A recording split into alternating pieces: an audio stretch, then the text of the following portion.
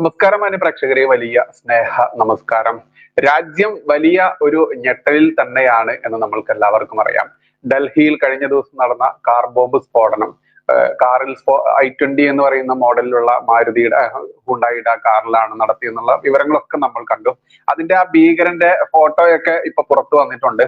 നോക്കൂ, ഇതുമായി ബന്ധപ്പെട്ട് മലയാളികൾ പിടിയിൽ എന്ന് പറയുമ്പോൾ, അതല്ലെങ്കിൽ പെറ്റ നാടിനെ തകർക്കുന്ന മുസ്ലിം ഭീകരന്മാർ മലയാളികളും ഇതിന് പിറകിലുണ്ട് എന്ന് പറയുമ്പോൾ ആർക്കും ഒരു ഭയം തോന്നും. പക്ഷെ ഇന്ന് ഭയം എന്ന് പറയുന്ന ആ സ്ഥാനത്ത് ആളുകൾക്ക് അങ്ങോട്ടും ഇങ്ങോട്ടും പുച്ഛത്തോടെയുള്ള കുറ്റപ്പെടുത്തലും, അതല്ലെങ്കിൽ രാഷ്ട്രീയപരമായിട്ട് ചേരി തിരിഞ്ഞുകൊണ്ടുള്ള നമ്മുടെ ഈ രാജ്യത്തിനെതിരെ നടന്ന മുസ്ലിം ഭീകരാക്രമണം, നോക്കൂ, ഇസ്ലാമിക ഭീകരാക്രമണം എന്ന് പറഞ്ഞ് നമ്മൾ ഇതിനെ ചെറുതാക്കേണ്ട ആവശ്യമില്ല. കാരണം ഇന്ന് നിങ്ങൾ എല്ലാവരും ഈ വാർത്തയ്ക്ക് താഴെ കാണുന്ന പ്രത്യേക മതസ്ഥരുടെ കമന്റുകൾ ശ്രദ്ധിച്ചാൽ മതി.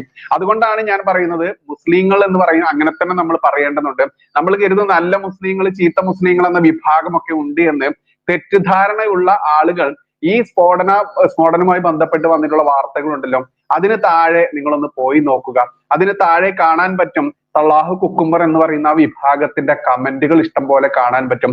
അതായത് രാജ്യം ഭരിക്കുന്ന നരേന്ദ്രമോദി എന്ന് പറയുന്ന ജനാധിപത്യ രീതിയിൽ തിരഞ്ഞെടുക്കപ്പെട്ട പ്രധാനമന്ത്രി, ലോകത്താകമാനം ഉറ്റുനോക്കുന്ന, ലോകം ആദരിക്കുന്ന പ്രധാനമന്ത്രി, ആ പ്രധാനമന്ത്രിയും അമിത്ഷാ അടക്കമുള്ള ആഭ്യന്തരമന്ത്രി അടക്കമുള്ളവർ നടത്തിയ സ്ഫോടനമാണ് ഇത് എന്നാണ് നമ്മുടെ പുതിയ കണ്ടുപിടുത്തമല്ല ഇവന്മാരുടേത്. രാജ്യത്ത് എവിടെ മുസ്ലിം തീവ്രവാദികൾ സ്ഫോടനം നടത്തിയാലും അതെല്ലാം രാഷ്ട്രീയപരമായിട്ട് നരേന്ദ്രമോദി ചെയ്യിക്കുന്നതാണ്. ബീഹാർ ഇലക്ഷൻ വരികയാണല്ലോ, അതിനു മുൻപ് ഒരു സ്ഫോടനം പ്രതീക്ഷിച്ചതാണെന്ന് പറഞ്ഞിട്ട് ഈ മുസ്ലിം തീവ്രവാദത്തെ, ഈ മുസ്ലിം ഭീകരവാദികൾ നടത്തിയിട്ടുള്ള ചത്തു കഴിഞ്ഞാൽ, അതല്ലെങ്കിൽ കാഫിറുകളെ കൊന്നൊടുക്കി കഴിഞ്ഞാൽ സ്വർഗം കിട്ടുമെന്ന് ഇവനൊക്കെ കുഞ്ഞുനാൾ മുതൽ മദ്രസ പുസ്തകത്തിൽ പഠിച്ചത് നടപ്പിലാക്കുമ്പോൾ അതിനെ പ്രൊമോട്ട് ചെയ്യുന്ന തീവ്രവാദികളായിട്ടുള്ള മുസ്ലിങ്ങളായി മാറിയിരിക്കുന്നു ഈ കേരളത്തിലെ മുസ്ലിങ്ങൾ എന്ന് പറയുമ്പോൾ ആരും അതിശയപ്പെടേണ്ട. അത്തരത്തിൽ തന്നെയാണ് ഓരോ വാർത്തയ്ക്ക് താഴെ വരുന്ന മുസ്ലിം നാമധാരികളുടെ കമന്റുകൾ എന്ന് നമ്മൾ എടുത്തെടുത്ത് പറയേണ്ടതുണ്ട്. നോക്കൂ, കഴിഞ്ഞ ദിവസം അറസ്റ്റിലായ 4 ഡോക്ടർമാരുണ്ട്, ഹരിയാനയിൽ അറസ്റ്റിലായത്. ഇവരുടെ പ്രത്യേകത എന്തെന്നറിയാമോ? ഇവർ വെറും ഡോക്ടർമാരല്ല, ഇവർ ഭാരതത്തിനെതിരെ ജൈവായുധം പ്രയോഗിക്കാൻ വേണ്ടി തയ്യാറെടുക്കുകയായിരുന്നു, അതിന്റെ ഗവേഷണത്തിലായിരുന്നു എന്ന വാർത്ത പോലും പുറത്തു വരുന്നുണ്ട്. എന്താ ജൈവായുധം എന്ന് പറഞ്ഞാൽ? നമ്മൾക്കറിയാം, ഒട്ടേറെ വിഷവാതകങ്ങളൊക്കെ ശ്വസിപ്പിച്ചുകൊണ്ട് പണ്ട് കാലം മുതൽ, ബ്രിട്ടീഷുകാരുടെ കാലം തൊട്ട് ഇങ്ങോട്ട് നോക്കുകയാണെങ്കിൽ തന്നെ ഭാരതത്തിൽ ഒട്ടേറെ ദുരന്തങ്ങൾ ഇവിടെ മനുഷ്യർ തന്നെ നടത്തിയിട്ടുണ്ട്. അത്തരത്തിൽ ഒരു ജൈവായുധം ഇവർ തിരഞ്ഞെടുത്തു. ആ ജൈവായുധത്തിന്റെ പരീക്ഷണത്തിലായിരുന്നു ഈ ഭീകരർ എന്ന് പറയുമ്പോൾ എത്രത്തോളം ഉണ്ട് ഈ ഡോക്ടർമാരായിട്ടുള്ള. നോക്കൂ, ഇവന്മാരിൽ ഡോക്ടർമാരോ അധ്യാപകന്മാരോ എന്നൊന്നുമില്ല. ഇവർ കുഞ്ഞുനാളിൽ ഈ മദ്രസ പുസ്തകം, അതായത് അന്യമതസ്ഥരെ, ഈ ഏകദൈവമായിട്ടുള്ള ഇവരുടെ അള്ളാഹു എന്ന് പറയുന്ന അതിൽ വിശ്വസിക്കാത്ത ഏതൊരാളെയും കൊന്നൊടുക്കാൻ ഇവരുടെ ഒരു ഗ്രന്ഥം അനുവദിക്കുന്നു. അതിനെ ഇവർ വിശുദ്ധ ഗ്രന്ഥം എന്ന് വിളിക്കുന്നു. അതിൽ പറഞ്ഞ പ്രകാരം അന്യമതസ്ഥരെ കൊന്നൊടുക്കാൻ വേണ്ടിയിട്ട് അങ്ങോട്ടും ഇങ്ങോട്ടും പൊട്ടിത്തെറിച്ചുകൊണ്ട് പാവം പഠിച്ച നിരപരാധികളായിട്ടുള്ള ആളുകളെ കൊന്നൊടുക്കുന്നു. അങ്ങനെ കൊന്നൊടുക്കുന്ന ഇവന് സ്വർഗം കിട്ടുമെന്ന് പഠിപ്പിക്കുന്ന ആ കിതാബ് പഠിച്ച 4 ഡോക്ടർമാർ, ആ 4 ഡോക്ടർമാർ കഴിഞ്ഞ ദിവസം ഗുജറാത്ത് ATSന്റെ പിടിയിലാവുകയായിരുന്നു ഹരിയാനയിൽ വെച്ചുകൊണ്ട്. എന്തായിരുന്നു ഇവൻ ചെയ്ത പ്ലാൻ എന്ന് അറിയാമോ? ആ പ്ലാനിൽപ്പെട്ട ഒരുത്തനാണ് ഇപ്പൊ ബോംബ് സ്ഫോടനത്തിൽ ഇവിടെ പൊട്ടിച്ചത്. എന്തുകൊണ്ടാണ് ഇവൻ പൊട്ടിച്ചതെന്ന് അറിയാമോ? ഊഹം വരുന്നത്, കൃത്യമായിട്ട് അന്വേഷണ ഏജൻസികൾ പറയുന്നത് ഇതാണ്: ഈ പിടികൂടപ്പെട്ട 4 ഡോക്ടർമാർ, അതിലൊരു വനിതാ ഡോക്ടർ കൂടി ഉണ്ട് എന്നുള്ളതാണ് സത്യം. അത്തരത്തിൽ പിടികൂടപ്പെട്ടതോടുകൂടി ഇനി താനാണ് അടുത്തത് പിടികൂടപ്പെടുന്നത് എന്ന് കൃത്യമായിട്ടും അറിഞ്ഞതോടുകൂടി ഇവൻ എന്ത് ചെയ്തു? കാറിൽ നിറച്ചു വെച്ചിട്ടുള്ള ആ ബോംബ് പൊട്ടിക്കുന്നു.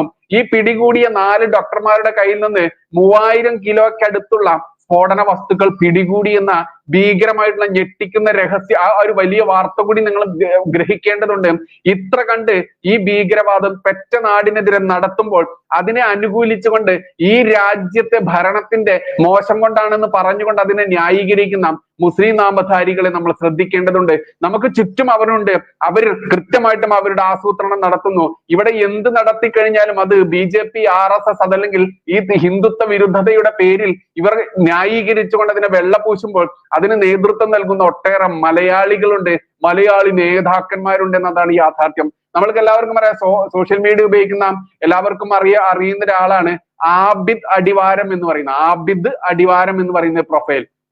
ഇവൻ വിദേശത്തിരുന്നു കൊണ്ട് എഴുതിവിടുന്ന രാജ്യവിരുദ്ധ ദേശവിരുദ്ധ ദ്രോഹ വാർത്തകൾ അതല്ലെങ്കിൽ പോസ്റ്റുകളൊക്കെ നിരന്തരം കണ്ടുകൊണ്ടിരിക്കുകയാണ്. ഇവൻ ഏതോ ഒരു അറബ് രാജ്യത്തിരുന്നാണ് ഈ ചെയ്യുന്നത്. ഇവൻ ഈ കഴിഞ്ഞ ദിവസം ഈ സ്ഫോടനം നടന്ന ഉടനെ ഇവൻ എഴുതിയ പോസ്റ്റ് എന്തെന്നറിയാമോ? നോട്ട് നിരോധനത്തോടെ കള്ളപ്പണക്കാരെയും ഭീകരന്മാരെയും തുടച്ചു നീക്കി എന്നായിരുന്നു അവകാശവാദം. 11 വർഷം ഭരിച്ചിട്ടും ഡൽഹി പോലും സംരക്ഷിക്കാൻ കഴിയാത്തതിന്റെ ഉത്തരവാദിത്തം ആർക്കാണ്? മോദിക്കോ അമിത്ഷായ്ക്കോ? രാജിവെച്ച് പോയിക്കൂടെ ഇവർക്ക്? തിരഞ്ഞെടുപ്പ് ഇനി ശ്രദ്ധിക്കേണ്ട വരികയാണ്.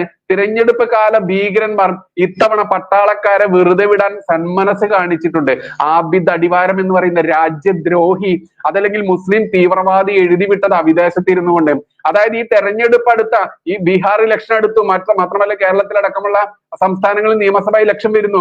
ഇതിനെ മുന്നിൽ കണ്ടുകൊണ്ട് നമ്മുടെ നാട്ടിൽ ബോംബ് പൊട്ടിച്ചു എന്നാണ് ഇവൻ എഴുതി വിട്ടിരിക്കുന്നത്.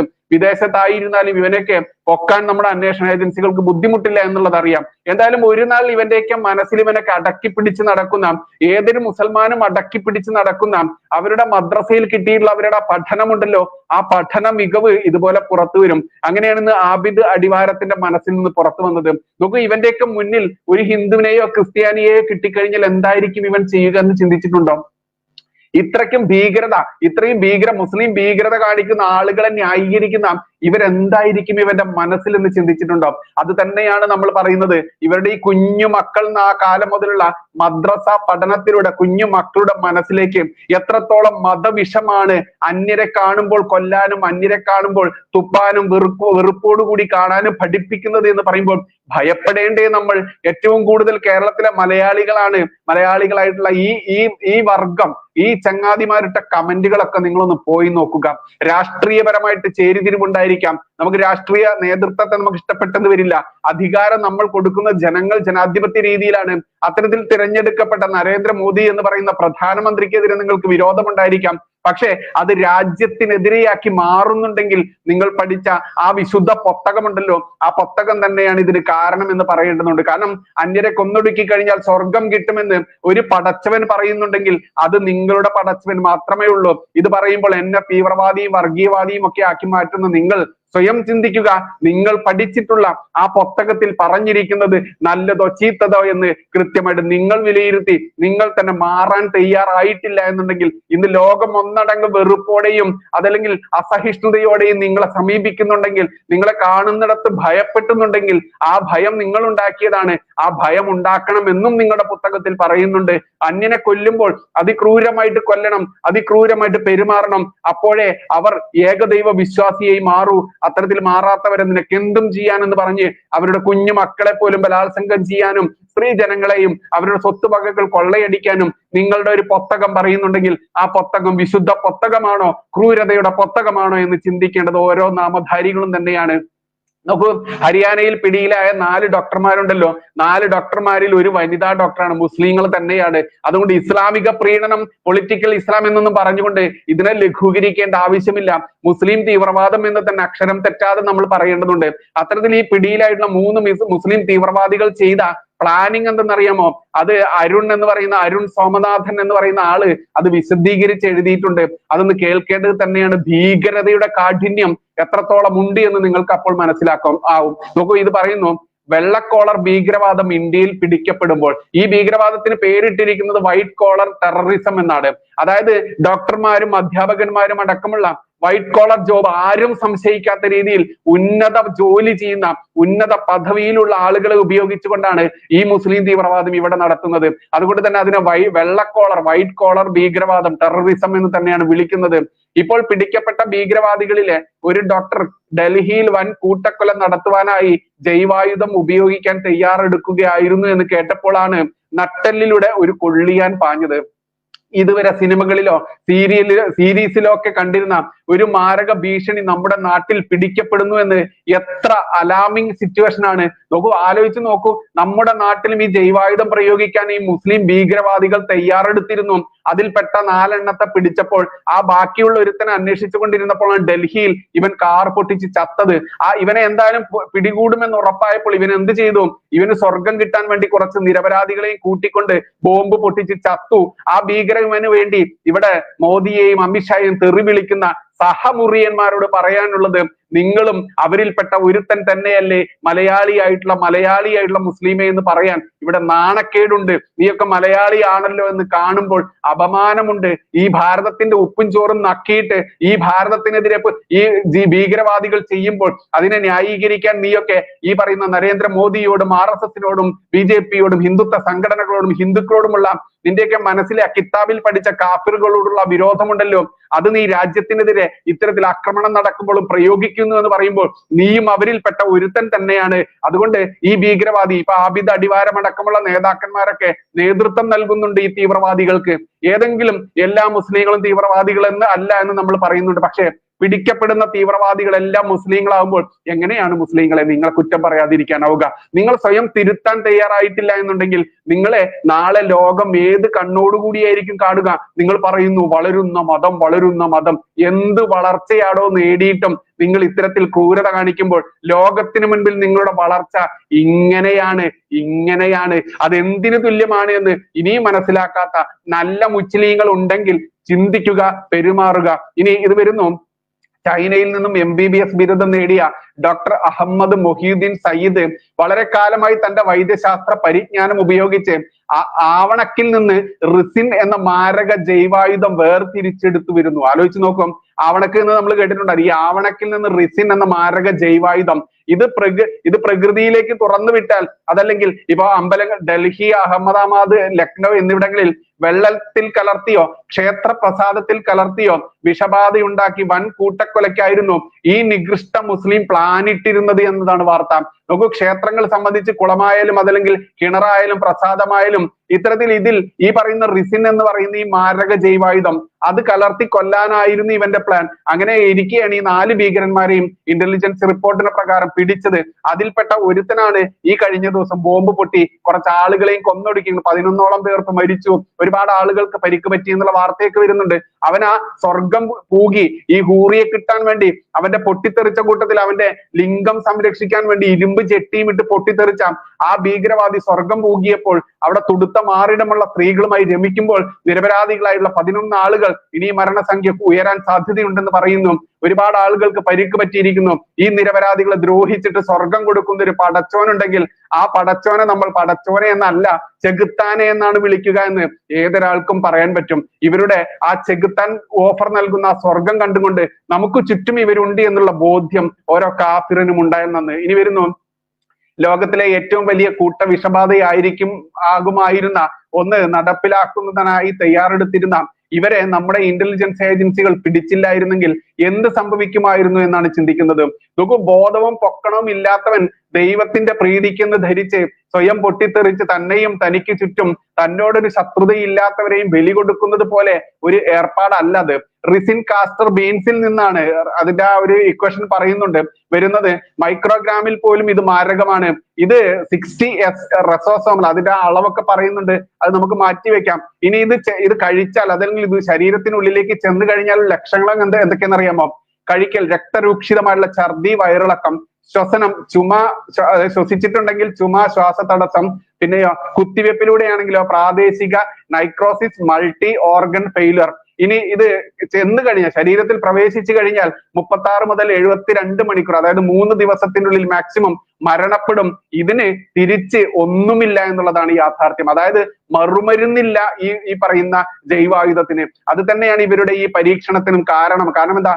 ഡോക്ടറായാലും അധ്യാപകനായാലും ഇവന്റെയൊക്കെ തീവ്രവാദം ആ ഒരു ഭീകരത വളർത്താൻ വേണ്ടി പുസ്തകം പഠിച്ച ആ പുസ്തകത്തിലേത് നടപ്പിലാക്കാൻ വേണ്ടി വരുന്നുണ്ടെങ്കിൽ എങ്ങനെയാണ് നമ്മളൊരു ഡോക്ടറെ വിശ്വസിക്കുക?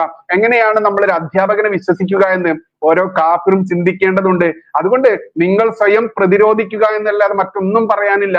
സംശയത്തിന്റെ കണ്ണോടുകൂടി മാത്രമേ നമ്മൾക്ക് ഓരോ സ്റ്റെപ്പും ഓരോ കാലടിയും മുന്നോട്ട് വെക്കാനാവുകയുള്ളൂ.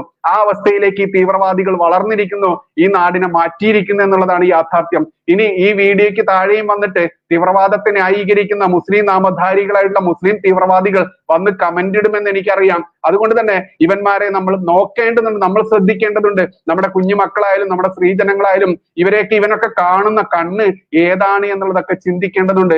അന്യനെ കൊന്നാൽ അതല്ലെങ്കിൽ അന്യന്റെ സ്ത്രീയെ ഭോഗിച്ചാൽ സ്വർഗം കിട്ടുമെന്ന് പറഞ്ഞു പഠിപ്പിച്ചിട്ടുള്ള ആ കിതാബും അത് പഠിപ്പിക്കുന്ന ദൈവവും അത് പഠിപ്പിക്കുന്ന വിശുദ്ധ പുസ്തകവും ഒക്കെ എത്രത്തോളമാണ് ഈ മുസ്ലിങ്ങളെ മാറ്റിയെടുക്കുന്നതെന്ന് ചിന്തിക്കാൻ ഓരോ കാഫിറുമാവട്ടെ. ഇനി പറയുകയാണ്, ഇതില് ഡീറാഡിക്കലൈസേഷൻ പ്രോഗ്രാമുകൾ ഗവൺമെന്റ് അതിശക്തമാക്കേണ്ടതിന്റെ ആവശ്യകത ആണിത് കാണിക്കുന്നത്. ഒപ്പം സ്വതന്ത്ര നിരീശ്വര ചിന്തകളെ ഇന്ത്യയിൽ പ്രോത്സാഹിപ്പിക്കുകയും വേണം. മതവിമർശനം പ്രോത്സാഹിക്കപ്പെടുകയും മതനിന്ദയ്ക്കുള്ള ശിക്ഷ ഒഴിവാക്കുകയും വേണം. മതം പ്രചരിപ്പിക്കാനുള്ള മതപരിവർത്തനത്തിനുള്ള സ്വാതന്ത്ര്യം പോലെ മതത്തെ തള്ളിക്കളയാനും ആശയപരമായ നിന്ദയ്ക്കും മതനിന്ദയ്ക്കുമുള്ള സ്വാതന്ത്ര്യം കൂടെ വേണം. നമുക്ക് മതം വ്യാപകമായി വിമർശിക്കപ്പെടുന്ന കേരളത്തിൽ ഇപ്പോൾ ഈ 2025 എത്തി നിൽക്കുമ്പോൾ വളരെ കുറവാണ് റാഡിക്കലൈസേഷൻ എന്ന് മനസ്സിലാക്കുക. കമ്മ്യൂണിസ്റ്റ് കോൺഗ്രസ് രാഷ്ട്രീയക്കാർ പോലും പഴയ പോലെ ശക്തമായി ഇരവാദം ഉന്നയിച്ചു വരുന്നത് ഇപ്പോൾ കുറവാണ്. ഒറ്റപ്പെട്ട ന്യായീകരണങ്ങൾ വിസ്മരിക്കുന്നില്ല. എങ്കിലും നമ്മളെ ഭയപ്പെടുത്തിയിരുന്ന തരം ലിബറൽ ഊളത്തരവും പിന്തുണയും പഴയതിനേക്കാൾ ഇപ്പോൾ കുറവാണ്. കാരണം മതം കയ്യിലെടുത്ത് തൂക്കി നോക്കുമ്പോൾ കൈവിറക്കാത്ത നാസ്തിക ചിന്തകർ കൂടി വരുന്നതാണെന്നാണ് ഞാൻ വിശ്വസിക്കുന്നത്. തീവ്രവാദത്തിനെതിരെ ഗവൺമെന്റ് ഫോഴ്സ് ഉപയോഗിച്ചത് കൊണ്ട് മാത്രം കാര്യമില്ല. തലച്ചോറുകൾ പെട്ടുപോകുന്ന ആ ആശയത്തിനെതിരെ ആശയം കൊണ്ടും ആക്രമിക്കണം. ഇതിൽ ഇനിയും അമാന്തം പാടില്ല. അരുൺ സോമനാഥൻ എന്ന് പറയുന്ന ആളുടെ പ്രൊഫൈലിൽ നിന്ന് കണ്ടതാണ് ഞാൻ ഈ പോസ്റ്റ്. അത്രയ്ക്കും മാരകമായിട്ടുള്ള 4 മുസ്ലിം തീവ്രവാദികളാണ് പിടിക്കപ്പെട്ടത്. അതിലൊന്ന് സ്ത്രീയാണ്. അഞ്ചാമത്തവനെ പിടിക്കാൻ വേണ്ടി പോലീസിന്റെ അന്വേഷണം വ്യാപിച്ച സമയത്താണ് ഈ ഡൽഹിയിൽ ബോംബ് പൊട്ടിച്ചുകൊണ്ട് കുറച്ച് സഹജീവികളെയും കൊന്നൊടുക്കിക്കൊണ്ട് അവൻ സ്വർഗം പൂകിയത് ആ മുസ്ലിം തീവ്രവാദി എന്ന് പറയേണ്ടതുണ്ട്. ഇത്തരം വാർത്തകളൊക്കെ വരുമ്പോൾ മുസ്ലിം തീവ്രവാദത്തിനെതിരെ കൃത്യമായിട്ടും പ്രതിരോധിക്കേണ്ട, അല്ലെങ്കിൽ അത് തള്ളിക്കളയേണ്ട മുസ്ലിങ്ങൾ അത് തള്ളിക്കളയാതെ ഇവിടുത്തെ രാഷ്ട്രീയക്കാരെ കുറ്റം പറഞ്ഞുകൊണ്ടും ഇവിടുത്തെ ഹിന്ദുത്വ BJP RSSനെയും കുറ്റപ്പെടുത്തിക്കൊണ്ട് രാജ്യത്തിനെതിരെ നിലപാടെടുക്കുന്ന ആളുകളെ ന്യായീകരിക്കുമ്പോൾ, മുസ്ലിം ഭീകരവാദികളെ ന്യായീകരിക്കുമ്പോൾ നീയും അവരിൽപ്പെട്ട ഒരു തീവ്രവാദി മുസ്ലിം തന്നെയാണെന്ന് ഉറക്കെ നമ്മൾ മുഖത്ത് നോക്കി പറയണം. എങ്കിൽ മാത്രമേ ജനങ്ങൾ ഇത് മനസ്സിലാക്കുന്നുള്ളൂ എന്ന് ഓരോ മുസ്ലിം തീവ്രവാദിയും മനസ്സിലാക്കിക്കൊണ്ട് മാറാൻ ശ്രമിക്കുകയുള്ളൂ. മാറാൻ സാധ്യതയില്ല. കാരണം എന്തെന്നറിയാമോ? നോക്കൂ, നമ്മൾക്കറിയാം 5 വയസ്സിന് മുൻപ് ഒരു കുഞ്ഞിന്റെ തലയിലേക്ക് നമ്മൾ കുത്തിവെച്ച് കൊടുക്കുന്ന വിഷമുണ്ടല്ലോ, ആ വിഷം ഒരിക്കലും ആ കുട്ടിക്ക് മറക്കാനാവില്ല. ആ വിഷം മറക്കാൻ പറ്റാത്തത് കൊണ്ട് തന്നെയാണ് ഡോക്ടറായിട്ടും സ്പെഷ്യലൈസ്ഡ് അത്ര കണ്ട് കഴിവുള്ള വിദ്യാഭ്യാസ യോഗ്യതയുള്ള ഡോക്ടറായാലും അധ്യാപകനായാലും ഇവർ ഒരു സമയത്ത് പൊട്ടിത്തെറിക്കുന്ന രീതിയിലേക്ക് മാറുന്നത്. തന്റെ പെറ്റ നാടിനെ ഒറ്റുകൊടുത്തുകൊണ്ട് പെറ്റ നാടിലെ തന്റെ സഹജീവികളെ കൊന്നൊടുക്കി സ്വർഗം പോകാനിരിക്കുന്ന ആ കിതാബിൽ പറഞ്ഞിട്ടുള്ള സ്വർഗം നേടാനിരിക്കുന്ന മുസ്ലിങ്ങളെ നിങ്ങളോട് ഇതിൽ കൂടുതൽ എന്താണ് പറയാനുള്ളത്? നിങ്ങളെ 2 കൈയും നീട്ടി സ്വീകരിച്ച് നിങ്ങൾ ഈ നാട്ടിലേക്ക് വന്നപ്പോൾ, അറബികൾ ഈ നാട്ടിലേക്ക് വന്നപ്പോൾ ഭാരതം എന്ന് പറയുന്ന രാജ്യം നിങ്ങൾക്ക് അഭയം തന്നില്ലേ? ആ അഭയം തന്ന ഇവരെ തന്നെ മതം മാറ്റി നിങ്ങൾ പെറ്റുപെരുകിയില്ലേ? ഇന്നും നിങ്ങളെയൊക്കെ ഡ്യൂപ്ലിക്കേറ്റ് മുസ്ലിങ്ങൾ എന്ന് സൗദി അറേബ്യ അടക്കം പറയുന്നത് എന്തുകൊണ്ടെന്നറിയാമോ? നിന്റെയൊക്കെ ബാപ്പാന്റെ ബാപ്പ, ഉമ്മാന്റെ പേരൊക്കെ നോക്കിക്കഴിഞ്ഞാൽ ആര്യാടൻ മുഹമ്മദ് എന്ന് പറയുന്ന കോൺഗ്രസ് നേതാവ് പറഞ്ഞ പോലെ ശങ്കരനും ഈ പറയുന്ന ഈ സരസ്വതിയും ഒക്കെ തന്നെയായിരിക്കും. അതുകൊണ്ട് ഈ പറയുന്ന ഹിന്ദുത്വത്തിൽ നിന്നും ഹിന്ദുക്കളിൽ നിന്നും മതം മാറി ഉണ്ടായിട്ടുള്ള ഡ്യൂപ്ലിക്കേറ്റ് മുസ്ലിങ്ങൾ എന്ന് സൗദി അറേബ്യ പോലും പറയുന്ന നിങ്ങൾ മനസ്സിലാക്കുക, ഇവിടെ നിന്റെയൊക്കെ സഹോദരന്മാരായിട്ടുള്ള ഇവിടുത്തെ ഓരോ ക്രൈസ്തവനും ഓരോ ഹിന്ദുവിനും ജീവിക്കാനുള്ള അവകാശമുണ്ട്. നിന്നെയൊക്കെ ഭയന്നുകൊണ്ട് ജീവിക്കാനുള്ള ആ ഒരു ഗതി ഇനിയും ഉണ്ടാവില്ല. കാരണം ഈ രാജ്യം ഭരിക്കുന്നത് BJP ആണ്, RSS ആണ്. ആ ഒരൊറ്റ ഉറപ്പിൽ തന്നെയാണ് ഇന്ന് ഓരോ ഹിന്ദുവും ഓരോ ക്രിസ്ത്യാനിയും ജീവിക്കുന്നത്. ഇന്നിവിടെ BJPയുടെ ഭരണം എന്ന് കേന്ദ്രത്തിൽ നഷ്ടപ്പെടുന്നോ അന്ന് കാണാം ഈ നാടിനെ ഇസ്ലാമികവൽക്കരിച്ചുകൊണ്ട് തീവ്രവാദികൾ അഴിഞ്ഞാടുന്നത് എന്ന താക്കീത് കൂടെ ഈ സ്ഫോടന വാർത്തയ്ക്ക് പിറകെ നിങ്ങളോട് പങ്കുവെക്കേണ്ടതുണ്ട്. നോക്കൂ, എനിക്ക് ആ ഒരു സ്പിരിറ്റ് വന്നത് കൊണ്ട് തന്നെ സംസാരിക്കുമ്പോൾ തന്നെ പഴയ ഫ്ലോ ഇല്ലാതെ വരുന്നത് മറ്റൊന്നും കൊണ്ടുമല്ല, ക്ഷോഭം കൊണ്ട് തന്നെയാണ്. കാരണം ഈ നാട്ടിന്റെ ഉപ്പും ചോറും നക്കിക്കൊണ്ട് ആ വർഗം നമ്മുടെ രാജ്യത്ത് നടക്കുന്ന തീവ്രവാദത്തിനെ ന്യായീകരിക്കാൻ വേണ്ടി കമന്റ് ഇട്ട് മെഴുകുമ്പോൾ എങ്ങനെയാണ് ഒരു ഭാരതീയൻ, ഒരു ഹിന്ദുത്വവാദി, ഒരു ഹിന്ദു സംസ്കാരവാഹിയായിട്ടുള്ള ഞാൻ ശോഭിക്കാതിരിക്കുക എന്നത് ചോദിക്കേണ്ടതുണ്ട്. ഓരോ ഭാരതീയനും ഇതിനെതിരെ പ്രതികരിക്കേണ്ടതുണ്ട്. നിങ്ങൾ നോക്കുക, ഓരോ ന്യൂസും പുറത്തു വരുമ്പോൾ അതിനടിയിൽ കമന്റ് ഇട്ട് മെഴുകുന്ന ആ മ്ലേച്ഛന്മാരുടെ കമന്റുകൾ നിങ്ങൾ വായിക്കുക. എത്രത്തോളമാണ് ഇവന്റെയൊക്കെ മനസ്സ് അവൻ കുഞ്ഞുനാളിൽ പഠിച്ച മദ്രസ പുസ്തകം കീഴടക്കിയിരിക്കുന്നത്. ഇന്ന് അവൻ അത് പുറത്തെടുക്കുന്നു ജൈവായുധം പോലെ എന്ന് കാണുമ്പോൾ അതിനെതിരെ പ്രതികരിച്ചില്ലെങ്കിൽ ഓരോ ഈ നാട്ടിലുള്ള ജനങ്ങളും അനുഭവിക്കേണ്ടി വരുമെന്ന് മാത്രമേ പറയാനുള്ളൂ. നന്ദി, നമസ്കാരം. ജയ് ഹിന്ദ്, ജയ് ശ്രീറാം.